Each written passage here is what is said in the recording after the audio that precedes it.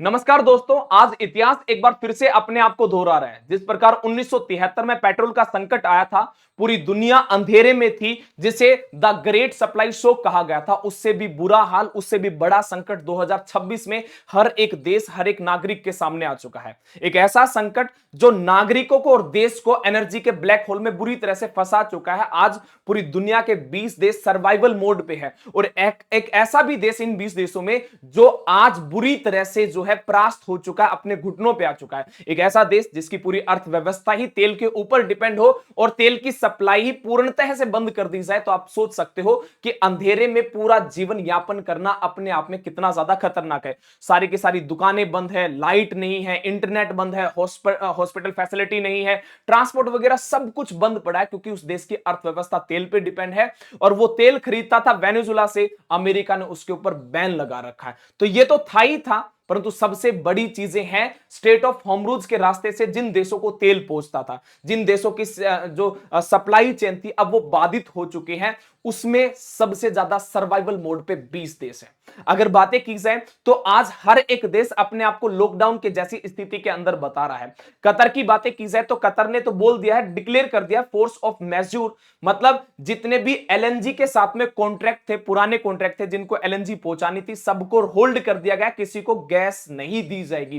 किसी को गैस न देने का मेन कारण है स्टेट ऑफ होमरूज का पूर्ण से बंद हो जाना, या फिर उसके ऊपर जितने भी जहाज, पानी के जो जहाज वो आने जाने वाले हैं, उनको एक जगह पे होल्ड कर देना। हमारा देश भी जो है सबसे ज्यादा जो गैस खरीदता है वो ईरान से नहीं, सबसे ज्यादा कतर से ही खरीदता है। और कतर अगर गैस नहीं भेजेगा तो देश के अंदर जो है बहुत बड़ा जो है वो संकट आने वाला है। अगर बातें की जाए तो अलग अलग देशों ने अलग अलग स्टेप भी उठाए हैं। जैसे श्रीलंका की बातें की जाए तो श्रीलंका ने बुधवार को जो है पब्लिक हॉलीडेज जो है वो अनिवार्य कर दिया कि छुट्टी लो भैया। दूसरा, पाकिस्तान और बांग्लादेश के अंदर 4 दिन वर्किंग डे कर दिया है। 5 घंटे एवरी डे जो है वो बिजली कटेगी ही कटेगी। दूसरा, जो एलएनजी के जो रेट है वो 3 रुपए से बढ़कर जो है 55 रुपए हो चुके हैं।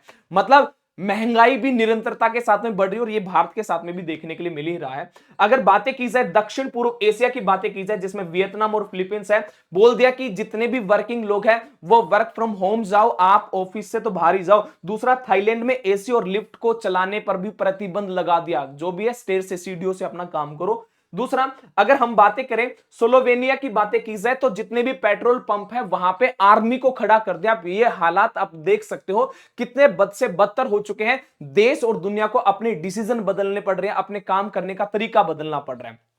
फिलहाल अगर हम भारत की बातें की जाए तो भारत की सरकार ने यह कहा कि भैया किचन फर्स्ट, इंडस्ट्रीज को बाद में देखा जाएगा, पहले जो है घरों के ऊपर फोकस किया जाएगा। दूसरी बात, जापान की बातें की जाए तो जापान में इतने बुरे हालात है कि जापान का जो 15 दिन का जो तेल रिजर्व था उसको मार्केट में उतार दिया, पब्लिक को जो है वो हैंडओवर एक प्रकार से कर दिया है। आप ये समझ लो कि जापान के अंदर आने वाला समय जो है 15, अगर ये युद्ध लंबा चलता है तो ये समझ लो कि जापान भी घुटनों पे आ जाएगा। क्यूबा के जैसे हालात जापान के भी हो सकते हैं।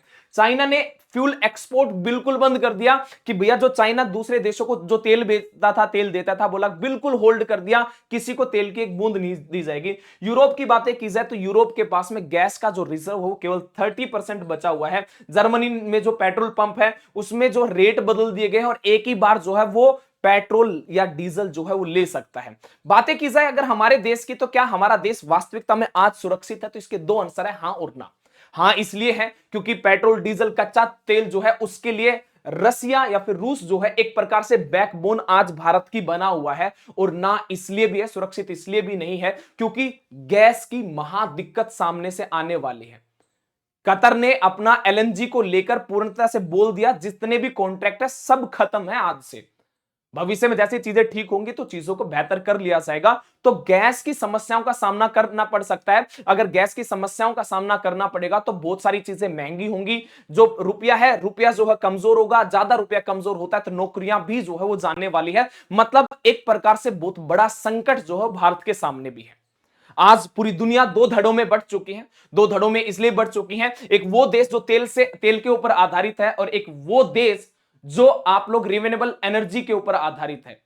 अब दो धड़ों में बंटने वाली, मतलब दो प्रकार की एनर्जी के ऊपर देश चलने वाले हैं। ब्रिटेन का बहुत तगड़ा एक मॉडल सामने आया है जिसमें यह कहा है कि संकट के समय जो अवसर को जो है तलाश लेना चाहिए। जितने भी भविष्य में अब घर बनेंगे, मतलब अभी से जितने भी घर बनेंगे, सबके पास में हीट पंप होना चाहिए और सोलर पैनल्स होना अनिवार्य है। मतलब ये आपका रेगुलर लागू कर दिया, क्योंकि पूरी दुनिया जिस संकट से गुजर रही है, 1973 से भी जो बुरे हालात हो चुके हैं, तो इस समय भी अवसर का जो काम देखा वो ब्रिटेन ने देखा है। हालांकि भारत के साथ में भी बहुत ज्यादा दिक्कतें आने वाली है, क्योंकि पेट्रोल और डीजल के दाम बढ़ चुके हैं, गैस के दाम जो है वो भी बढ़ चुके हैं, और साथ ही अगर देखा जाए महंगाई निरंतरता से धीरे धीरे बढ़ रही है। क्योंकि जो पेट्रोल और डीजल, अगर ये चीजें महंगे होंगे तो बहुत सारे सेक्टर ऐसे जो इसी के ऊपर डिपेंड है, उनके ऊपर भी जो है इसका बुरा प्रभाव पड़ने वाला है। आज हमारे देश के प्रधानमंत्री, हमारे देश के राज्य, जितने भी राज्य हैं, उन सभी के मुख्यमंत्री से बातचीत कर रहे हैं इन्हीं चीजों के लेकर। मुद्दा यही है कि यूनिटी के साथ रहना, एक साथ रहना। लॉकडाउन से भी बुरे हालात जो है भारत के साथ में होने वाले हैं। घर में इंसान रहता तो ठीक है, कोई दिक्कत नहीं है, परंतु जब घर से बाहर निकलेगा और बहुत ही ज्यादा चीजों को महंगी पाएगा, तो अपने आप में बहुत बहुत ही ज्यादा डरावने वाली बात हो सकती है। तो इसके ऊपर आपकी क्या राय है, कमेंट सेक्शन में जरूर बताना। आज के लिए इतना ही। जय हिंद, जय भारत।